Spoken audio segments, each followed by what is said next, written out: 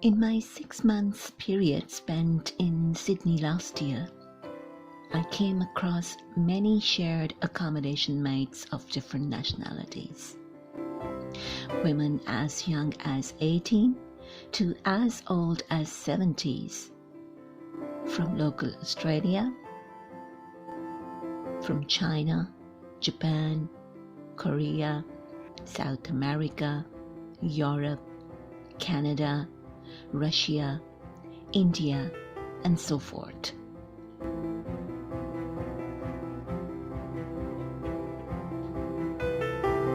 During that same shared accommodation period, a lot of exchange of cultural curiosity took place.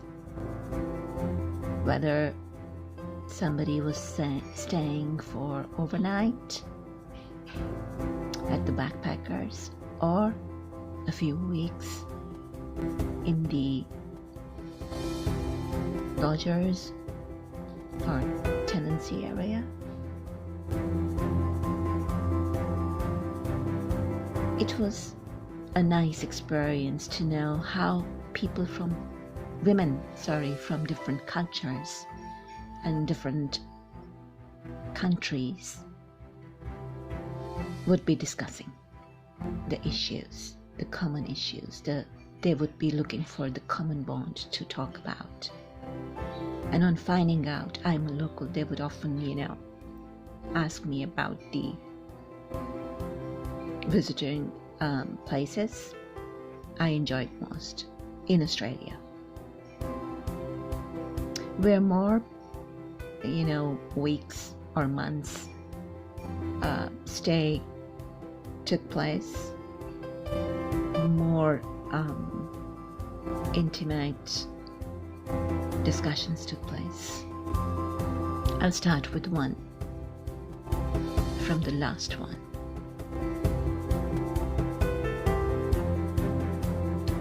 One day when I walked into my room after breakfast down in the dining hall at Backpackers, I heard my roommate talking on the phone in a loud and stern voice.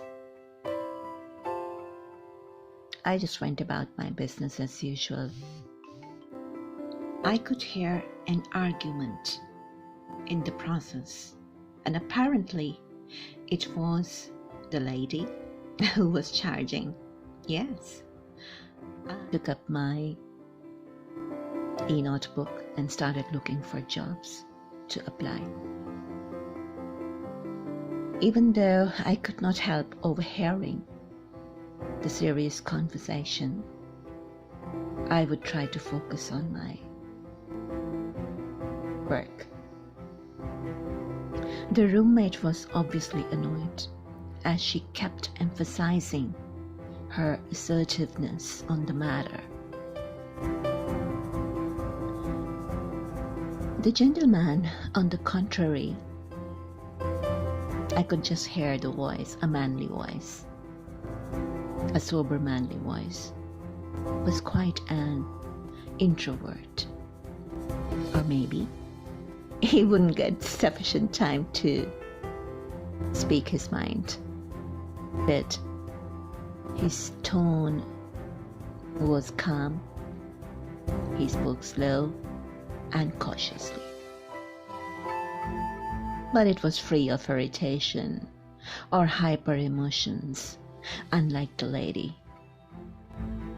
Apparently, what was unforgivable for the lady was a thing not to stress about for the gentleman. Hence, a different stance, a different approach to converse.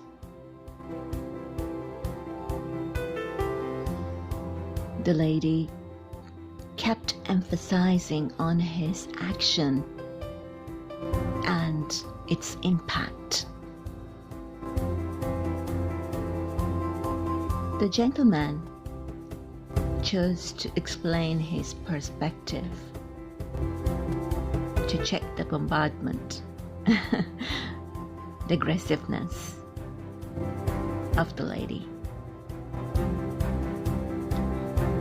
The lady was adamant to make herself clear on her perspective with references.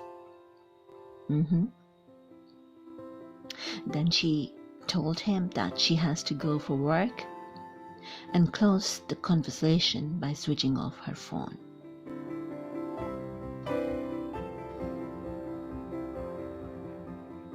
The gentleman called back and apologized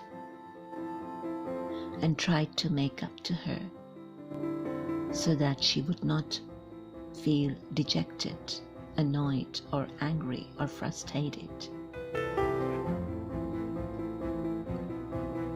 The lady started sobbing. It sounded like she was, just acting, and complained how his action has hurt her.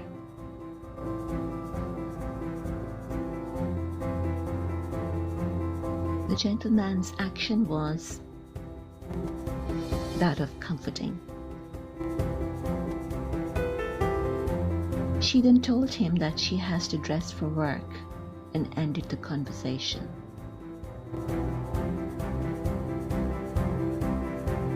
She went out of the room to refresh and change and came back in the room to do her makeup for work. During makeup, she looked up in the mirror at me and addressed me as I had my head down on my system and said apologetically how sorry she was that I heard her shouting. But she had to do what she had to. She was calm and was smiling and looking at me just like we would exchange greetings every day. I looked up, smiled, and replied that I could not help overhearing because we shared the room, and that it is her life and she only knows best what to do. This made her contented. She is a beautiful woman and a professional chef.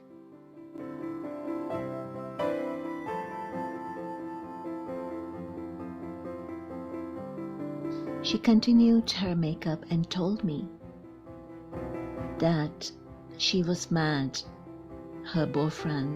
at her boyfriend because he went overseas to his parental family without informing her. I think she wanted to talk, just like sometimes you need a shoulder to cry on. Talking things out, your perspective, and an open mind to hear others' perspective sometimes helps in putting the puzzle together. So I listened to her.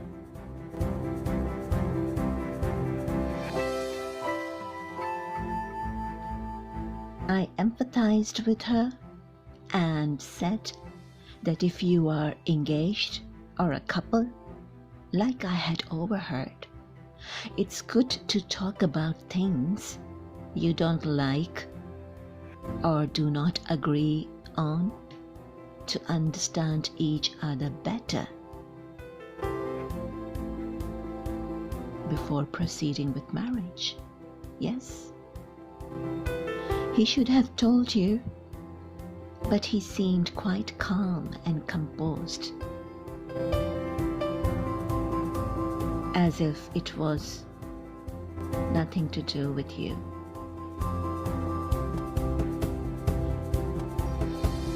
She further told me that they were not engaged yet, but were seeing each other and were in a steady relationship, that they had planned to get married and share a house, and that she was already viewing houses for that. Well, that's something positive and something I would encourage and support, wouldn't you?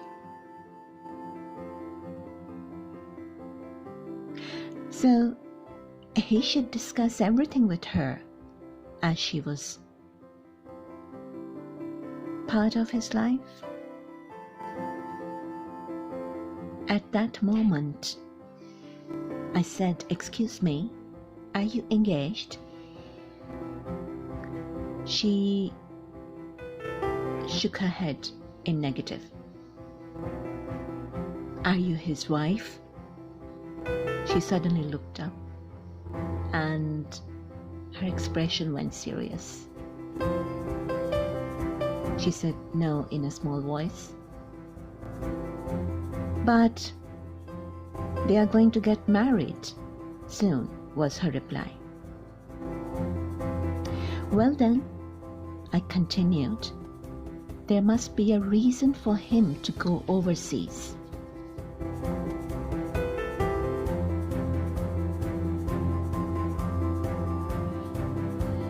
To visit his family, and did not deem it appropriate to involve you.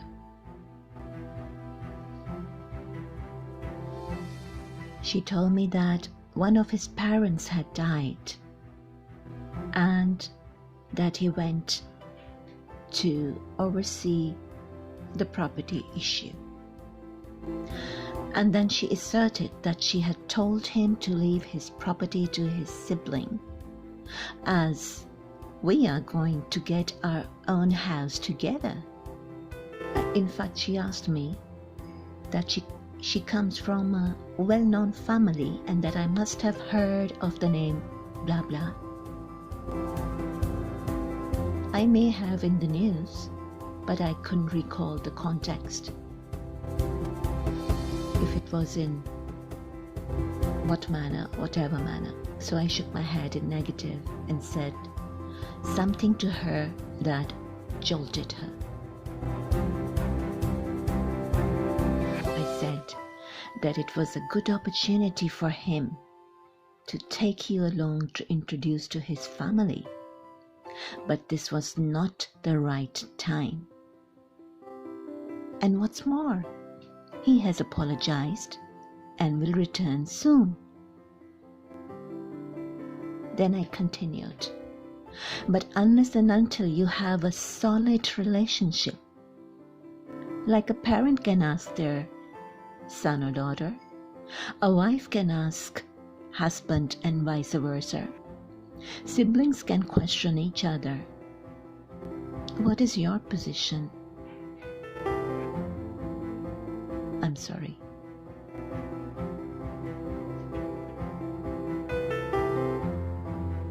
Her beautiful face became a bit thoughtful.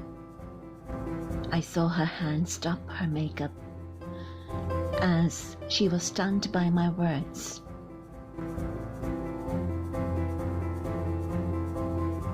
I saw the time to continue. I said, look, it is about you and your relationship with him.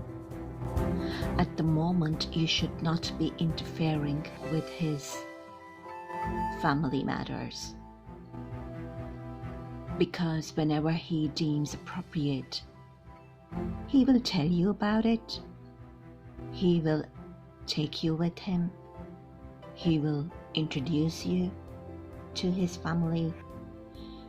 He will do everything that he should do in the right context. So instead of bothering about his family, make sure to keep your relationship strong. Support him. and be encouraging so that he confides in you, trusts you, and deems you the right person to marry. Somehow she did not mind whatever I said, although it was not at all something she would be looking for.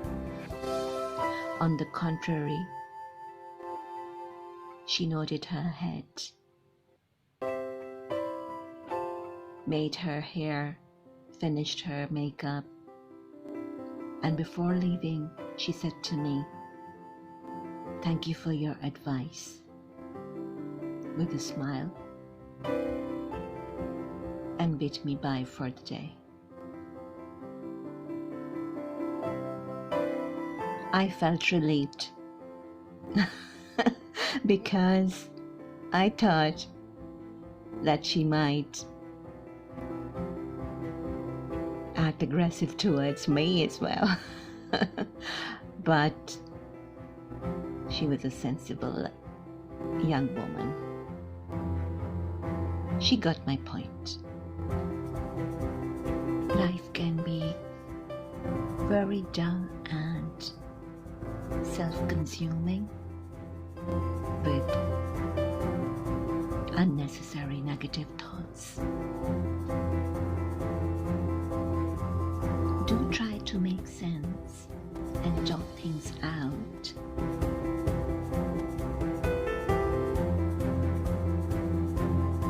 But focus on what is important and relevant.